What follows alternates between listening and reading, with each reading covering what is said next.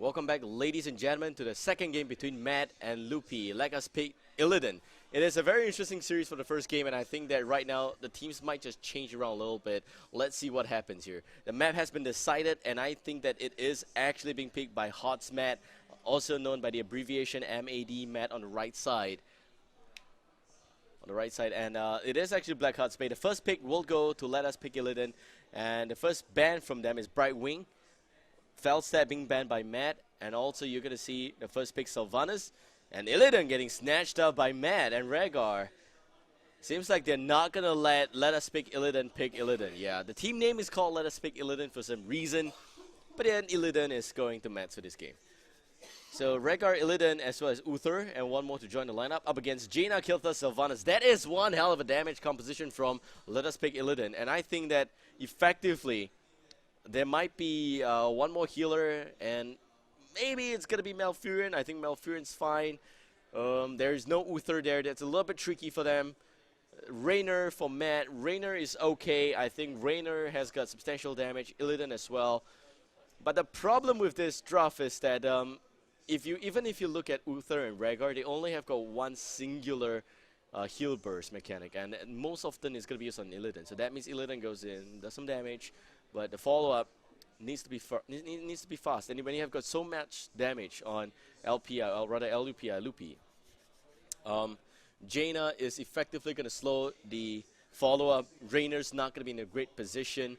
Illidan's probably zoned out. He is going to be a problem. Tyrael is going to solve this problem really well. Tyrael is going to really tear apart Matt's lineup. Why? Because Tyrael can jump in, zone out Raynor, zone out the healers. Illidan, even if he gets Divine Shield, he's not going to be able to pick off any hero by himself in a very fast record time. He can take down people, or rather heroes, but it is tricky because even if he does manage to do that, it is going to take a little bit too long, and by then, Divine Shield would have expired, Ancestral Healing may have just worn down, Evasion may have just been gone, and it's a dual tank Underbark as well. There is no support on LUPI, do note. So if Matt plays Sustain, it would be okay. But if they play Dive, they may be a lot of trouble. It is going to be Diablo. Diablo, I personally don't really like Diablo now that he doesn't have Unstoppable. That's a bit of a problem on my side, I feel. We got the Raynor, we got the Uther Rhaegar, we got some damage. Yeah, we got some pretty okay stuff on Matt. But Loopy on the flip side has got substantial damage, and that's what I like. You know, Anubarak also deals a lot of damage, and you have also got the Kilthas doing damage, Jaina doing damage, Sylvanas doing damage, Tyrael just jumping on people and screaming surprise.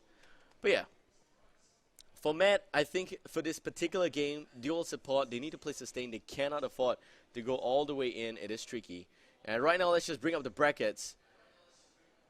We got LAF versus Galaxy. The game's still not done yet. Loopy versus Matt. We have one game up in Matt's favor. Relics versus WGG. WGG stands for We Got Girl. There's actually a goal in that team as well. A grill in that team. Twitch chill. Alright. Team Reunion. 2-0 against MLSG. And Team Reunion will go on to the semi-finals. Do note the prizes for today is very simple. If you are top 2, you get qualification to the national finals. First place gets 1,000 Singapore dollars. Second place gets 500.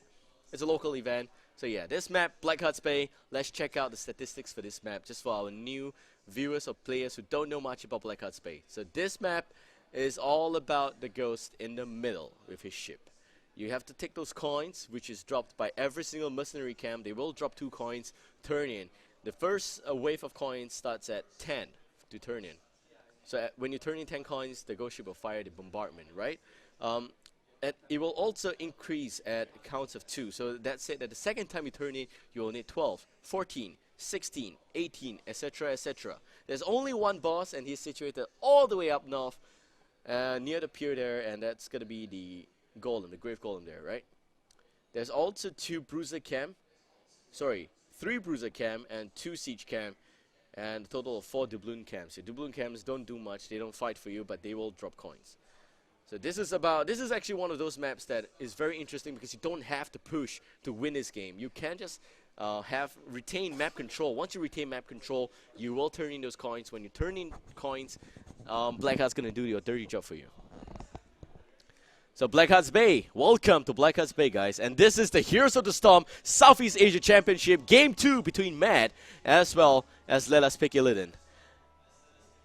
It's one hell of a situation here in the Singapore qualifier. We have got a lot of people, and generally I think that the audience is very hyped up. Everyone's excited. We don't know who's going to be the first two team to qualify. And the game begins right now. On the blue team, we got Matt, HOTS'MAD, abbreviation MAD Matt, Kiro playing as Uther, Vatis playing as the Rainer, DM Desire onto the Rhaegar, Mizumute as the Diablo, J-Ron playing as the Illidan. And on the red team, we got Loopy. Let us pick Illidan. They did manage to pick Illidan this game. May actually be in their favor, but we'll see. Deuce playing as Anubarak, Sozos as Kilthas, Surprise as Jaina. We also got Inumuri as the Sylvanas. Last but not least, we also got Ethical Robot playing as the Tyrael. Kiro now, a little bit of stun coming from Deuce there, not able to do anything in this instance. Also going to see the build just going in, doing some damage there on to the blue team. Blue team is in a pretty interesting position. I think they're not able to do much of anything particularly to say. They are just trying to hold the lane right now. It's still very early on. J-Ron up against Ethical Robot. It's pretty clear that Tyrael is going to have some slight advantage until his mana goes down. And J-Ron actually doing a lot of work there. A little bit of trouble from the Tyrael. He actually just decides to pot over to his Eldruin Smite. First wave of chest will spawn right now. 3-man top on the blue, actually having to relegate back down to the chest area. Sozos picking up some coins right now. Kilthas very squishy, no escape mechanics. It shouldn't be picking up the coins. And some stun from Deuce on 4-man. Surprise snacks up 2 coins. Sozos 1. And 3 coins goes to the red on the meat chest. Mizumute will go down as well. Anubarak just tanking a little bit. They don't have a healer. That's a problem here. Meanwhile, the blue team has got 2. Now, if red team wins, it's going to debunk the myth that you need a support player to win this game. Meanwhile, JR Ron, I think. Yeah, there's actually 2 R's there. Has got 5 coins from the bottom chest. He also successfully turns in 5.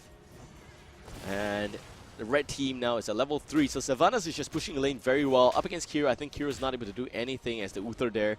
Vertius should be in his lane on the top. He just nicely rotated over. Kiro will actually swap him out. And will continue to rotate a little bit. Snacks up the sentry point. Sozos is here as well. Deuce is here as well. And Surprise is also going to be able to just pull back. Sylvanas with a Haunting Wave, a little bit of trouble there, but should be fine at the end. Mizumute getting stunned by the Impale.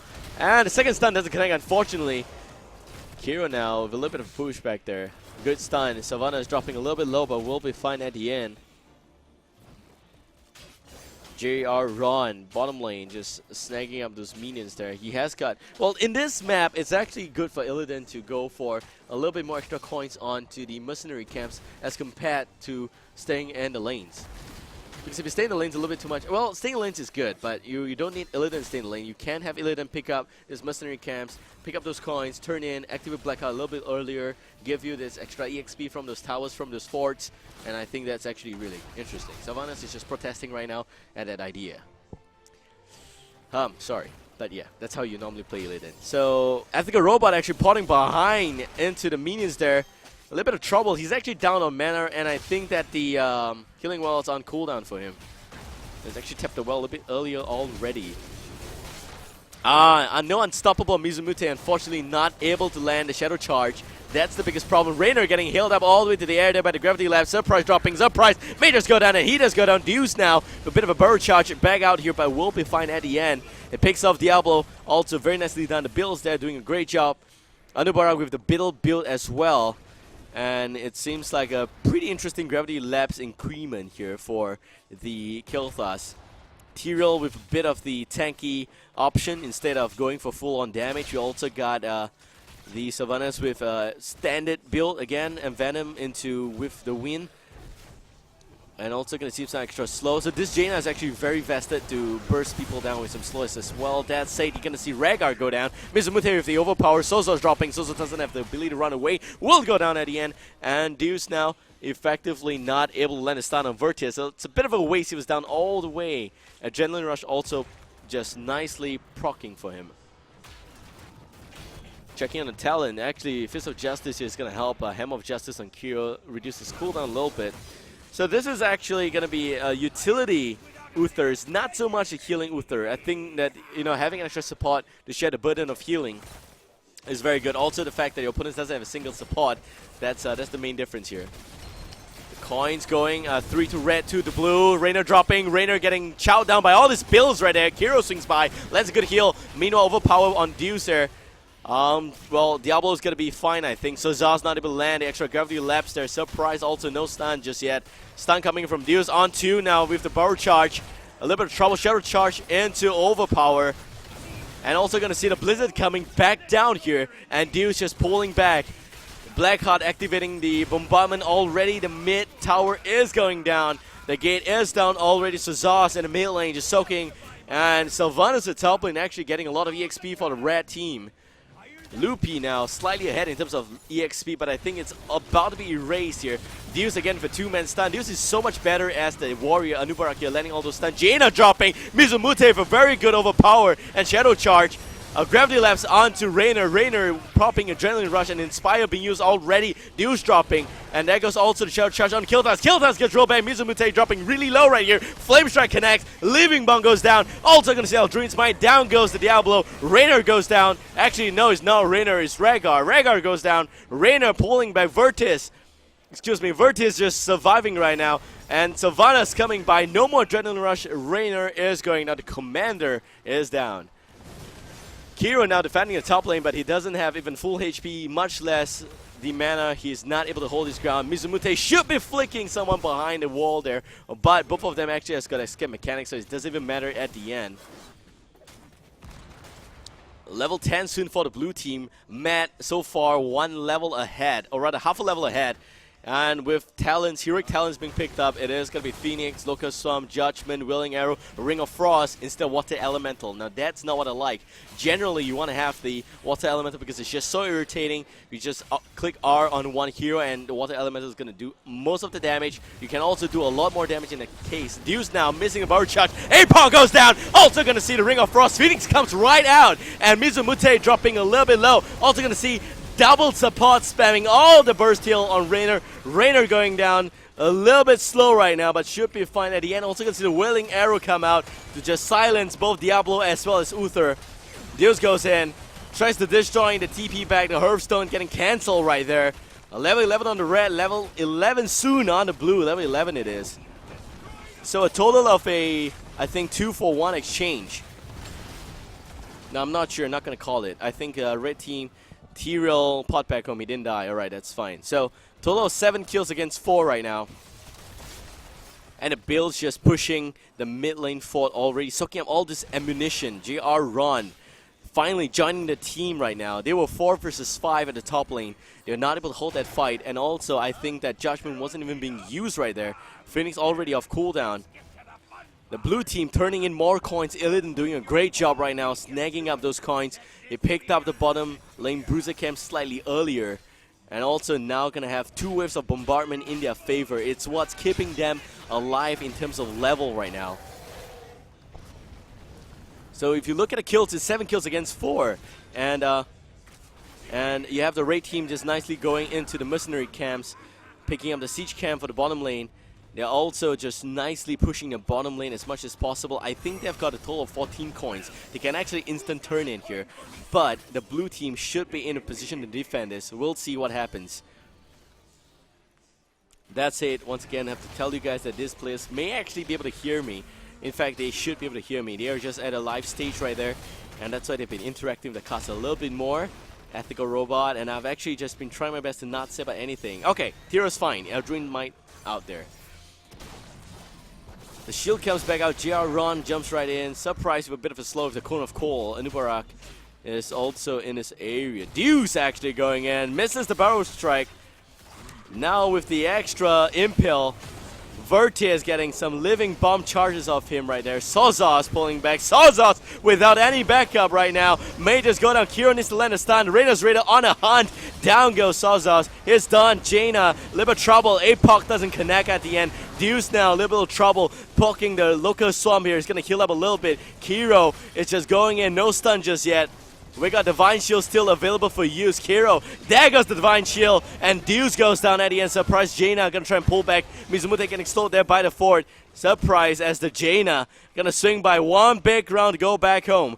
Meanwhile, red team is still not able to turn in those coins. What a disappointment. So the blue team is able to pick up majority of those coins right there. They had 14 coins and now back to about 2, and most of it's on Tyrell. Tyrell actually, I think he just picked up new coins from the chest at the mid lane. Sylvanas is pushing the top lane as much as he can, but there's nothing much he can do in this instance. They still, it's just so much of a waste. They were able to, take up distraction strategy against the blue team, soaking up most of the attention, but they're not able to turn in more coins, and that's a bit of a waste here. The third wave of bombardment from the blue team. Blackheart completely bribed out here. Man, I wish he's just charging a little bit more, but no, that's not the case here. If we look at the talents, also going to see a String Ray from Uther, and Sixth Sense is going to help Illidan survive a little bit longer. Firestorm is a bit of a questionable build here. Double Barrel is interesting, penetrating around with a second charge. And that's actually fine. And Rhaegar's okay as well. And you can see that Chain Bomb is actually being picked up here by Killthas. He doesn't have the increased range on Flame Strike, which is what most players really like. Anubarak with majority damage on Burning Rage. This Anubarak really wants to go in and soak those damage out, really wants to go in to dish those damage as the Locust Storm is being procced up, especially as the Burning Rage is being used as well. And for Tyrell, you got Angelic Absorption. It's going to help you get a little bit extra shield over 3 seconds. That's going to help him survive mainly. So Red Team with finally the first bombardment. And so Zos again, Spider Sense trickling there.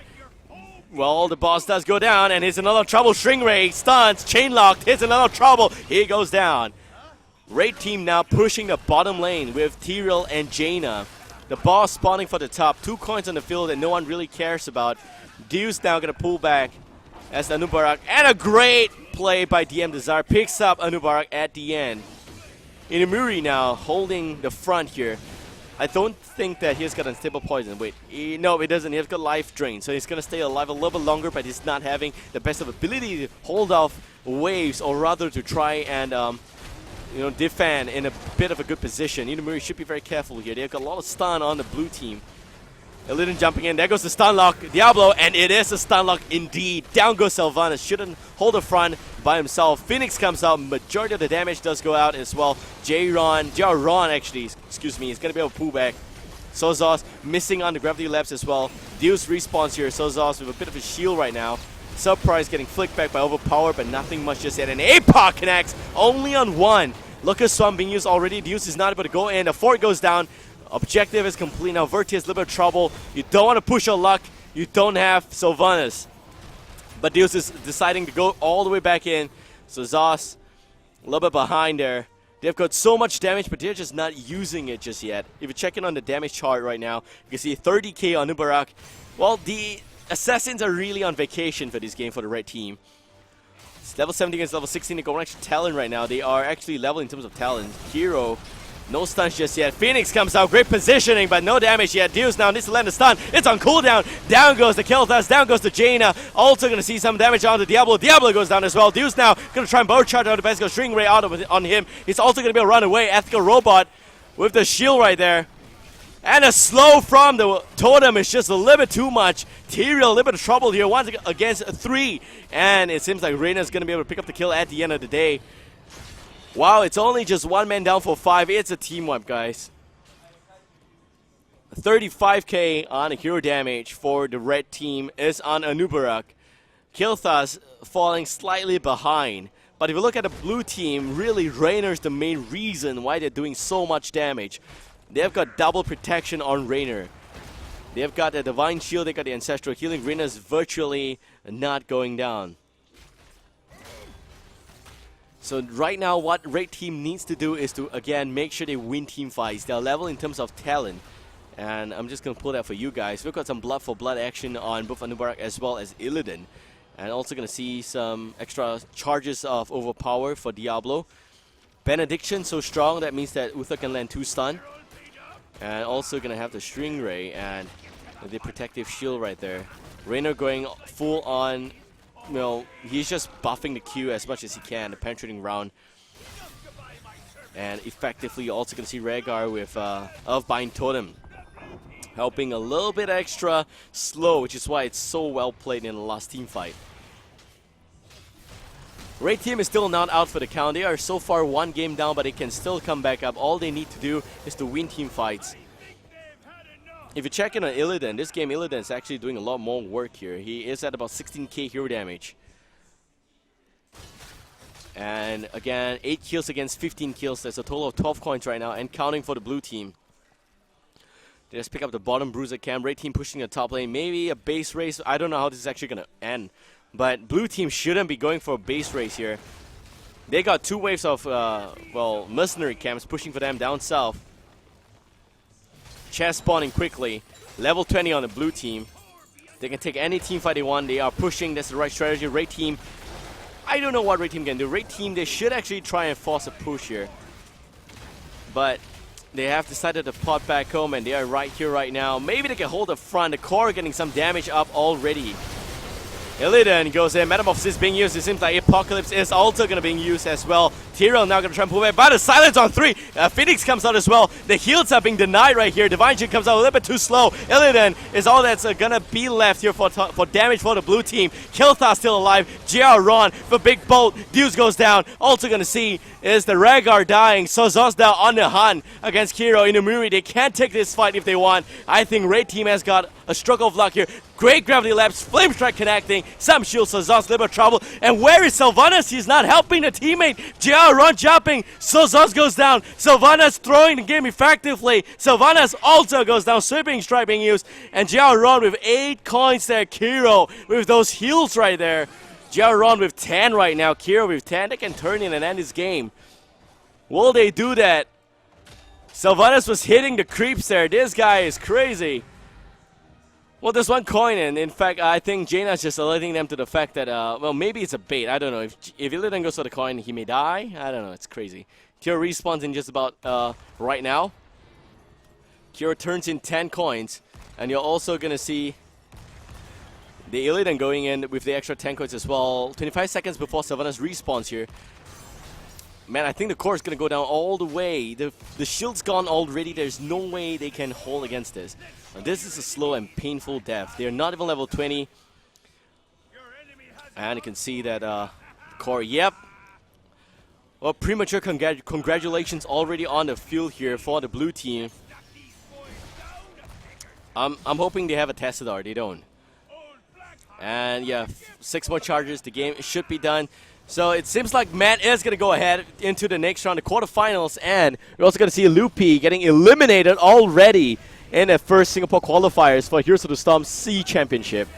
The official route to Blizzcon, guys. So once again, thank you guys for watching. We are now going into the replay, maybe.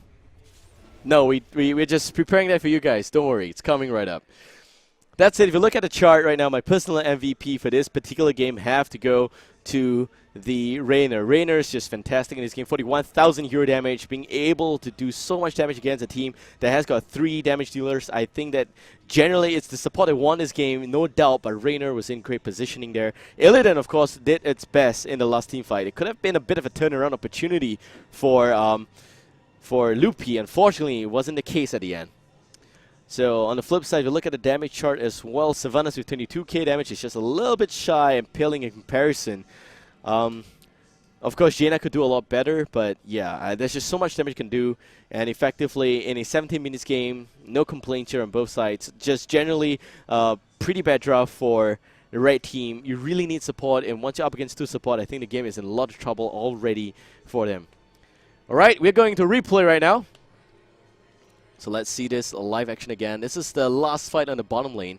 And so close. Great stun there by the Anubarak. Again, a second one. You could see that Metamorphosis goes down. Apocalypse connects onto. And Tyrael now just holding the front. Great silence by Sylvanas. This is what turned the fight around. Mizumute dropping as well. And Deuce going down. But Kiro popped the Divine Shield just in the nick of time. And this is where Deuce is actually a little bit tricky. opting to go for the Rhaegar. Will pick up the kill with the Beetles there. Sylvanas at this point in time was just playing very safe. You know, she's a squishy hero, but I like the point that Sylvanas was knocking on the siege camp, and Sozos is in front. You shouldn't be doing this. This is where you should be acting as a team, and either going ham on Kiro or going ham on Giaron or going ham on the siege camp is better than, you know, not doing anything or doing two different things. That's the difference there, and that denied them of the possible comeback opportunity. And that's it. Yeah, we're done here, guys. So we're going into the quarterfinals next. Let's pull up the brackets again to see what teams are still alive in this competition. By the way, if you're wondering why I'm looking at my lab, my producers are just right there. They're not in front of me, so that's the difference here. Yeah. And do, once again, give me support. If you like the cast, if you enjoy this hype that I'm bringing about, support me at my Facebook page /BabelCast. Alright, so here we go. Top 8. This is still not updated, but Matt has advanced. Team Reunion has advanced. Relics versus WGG, still no updates yet. LAF versus Galaxy. The first coverage we brought to you, LAF. They're a pretty decent team. I think that this is going to be really interesting. The semifinals is the one that decides qualification onto the national finals and a chance to play for up to 15,000 Singapore dollars in the national finals. So that's a lot of money on the line right there. And if they go on further, they will go and represent Singapore to play for up to 40,000 US dollars at Bangkok, Thailand, and that is the regional finals for the Sea Championship. Alright, once again, going for a bit of a break right now. Going to leave the brackets up right here for you guys to see. And we'll be back for the quarterfinals. Let me see, what time is that going to be? I think that's only going to be about 10 minutes away. So don't go anywhere. Once again, thank you guys for watching. And have a great day, guys.